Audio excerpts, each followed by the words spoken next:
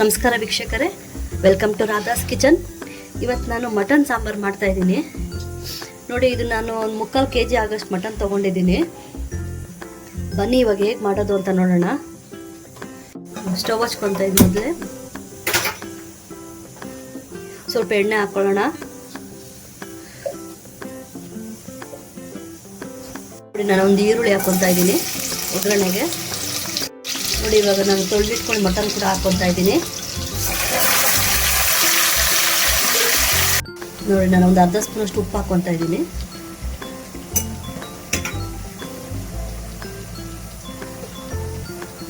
ಒಂದು ಸ್ವಲ್ಪ ಅರಿಶಿನ ಪುಡಿ ಹಾಕ್ಕೊತಾ ಇದ್ದೀನಿ.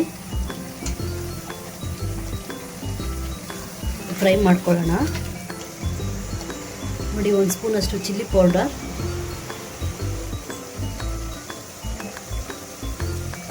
ಖಾರಕ್ಕೆ ಎಷ್ಟು ಬೇಕೋ ಅಷ್ಟು ಹಾಕ್ಕೊಳ್ಳಿ.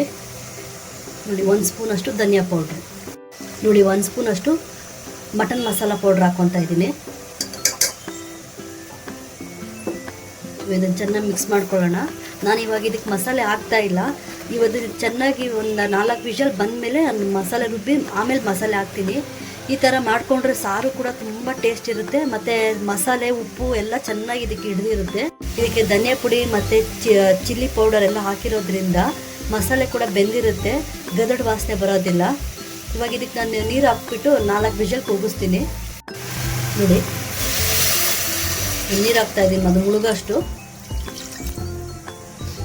ನೋಡಿ, ಇವಾಗ ಅದಕ್ಕೆ 4 ವಿಷಲ್ ಕೂಗಿಸ್ಕೊಳ್ಳೋಣ.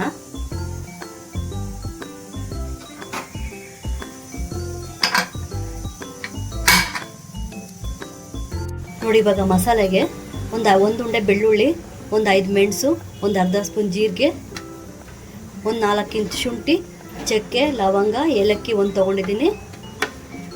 ಮತ್ತು ಒಂದು ಬಟ್ಲು ಕೊತ್ತಂಬರಿ ಸೊಪ್ಪು, ಒಂದು 4 ಟೊಮೊಟೊ, ಒಂದು 4 ಈರುಳ್ಳಿ ತೊಗೊಂಡಿದ್ದೀನಿ. ಬನ್ನಿ ಇವಾಗ ಇದನ್ನು ಹೇಗೆ ಮಾಡೋದು ಅಂತ ನೋಡೋಣ. ಬನ್ನಿ ಈಗ ಮಸಾಲೆಗೆ ಎಲ್ಲ ಫ್ರೈ ಮಾಡ್ಕೊಂಡು ಬರೋಣ. ಮೊದಲಿಗೆ ಸ್ವಲ್ಪ ಬಾಣಲಿ ಇಟ್ಕೊಂಡಿದ್ದೀನಿ. ಸ್ವಲ್ಪ ಎಣ್ಣೆ ಹಾಕ್ಕೊತಾ ಇದ್ದೀನಿ ಹುರ್ಕೊಳ್ಳೋಕ್ಕೆ.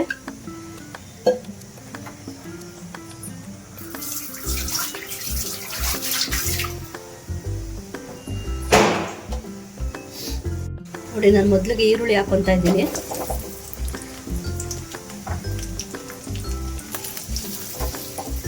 ಇದೊಂದು 2 ನಿಮಿಷ ಫ್ರೈ ಆಗಲಿ. ಇದು ಟೊಮೊಟೊ ಹಾಕ್ಕೊತಾ ಇದ್ದೀನಿ. ಇವಾಗ ಮಸಾಲೆ ಪದಾರ್ಥಗಳೆಲ್ಲ ಹಾಕೊಳ್ಳೋಣ. ಶುಂಠಿ, ಬೆಳ್ಳುಳ್ಳಿ, ಚಕ್ಕೆ, ಲವಂಗ, ಏಲಕ್ಕಿ ಎಲ್ಲ. ನೋಡಿ, ನಾನು ಇವಾಗ ಕೊತ್ತಂಬರಿ ಸೊಪ್ಪು ಕೂಡ ಹಾಕ್ಕೊತಾ ಇದ್ದೀನಿ. ಇದಕ್ಕೆ ನಾನು ಒಂದು ಅರ್ಧ ಸ್ಪೂನಷ್ಟು ಅರಿಶಿನ ಪುಡಿ ಹಾಕ್ಕೊತಾ ಇದ್ದೀನಿ.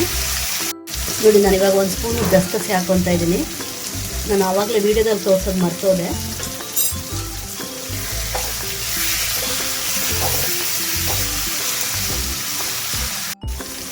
ನೋಡಿ, ಚೆನ್ನಾಗೆಲ್ಲ ಫ್ರೈ ಆಗಿದೆ.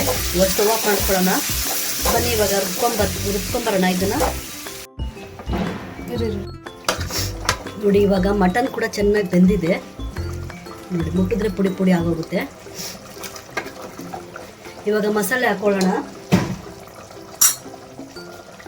ನೋಡಿ, ಮಸಾಲೆ ಹಂಗೆ ನುಣ್ಣಗೆ ರುಬ್ಕೊಳ್ಳಿ. ನುಣ್ಣಗೆ ರುಬ್ಕೊಂಡ್ರೆ ಸಾಂಬಾರು ಚೆನ್ನಾಗಿ ಟೇಸ್ಟಾಗಿ ಚೆನ್ನಾಗಿ ಬರೋದು. ಇದಕ್ಕೆ ನಾನು 1 ಗ್ಲಾಸ್ ಆಗೋಷ್ಟು ತೆಂಗಿನ ಹಾಲು ತೊಗೊಂಡಿದ್ದೀನಿ. ತೆಂಗಿನಕಾಯಿ ಹಾಕಿಲ್ಲ ಇದಕ್ಕೆ ರುಬ್ಬೋದಕ್ಕೆ. ಇದನ್ನು ಹಾಕಿದ್ರೆ ಸಾರು ತುಂಬಾ ಟೇಸ್ಟಾಗಿ ಚೆನ್ನಾಗಿರುತ್ತೆ.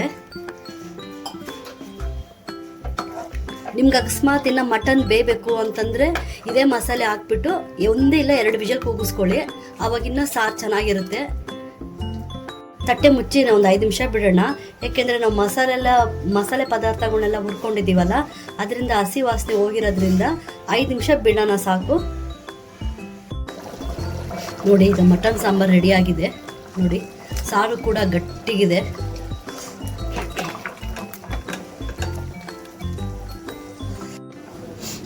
ನೋಡಿ ವೀಕ್ಷಕರೇ, ಮಟನ್ ಸಾಂಬಾರು ರೆಡಿಯಾಗಿದೆ. ನೀವು ಒಂದ್ಸರಿ ಮನೇಲಿ ಟ್ರೈ ಮಾಡಿ, ತುಂಬ ಚೆನ್ನಾಗಿರುತ್ತೆ.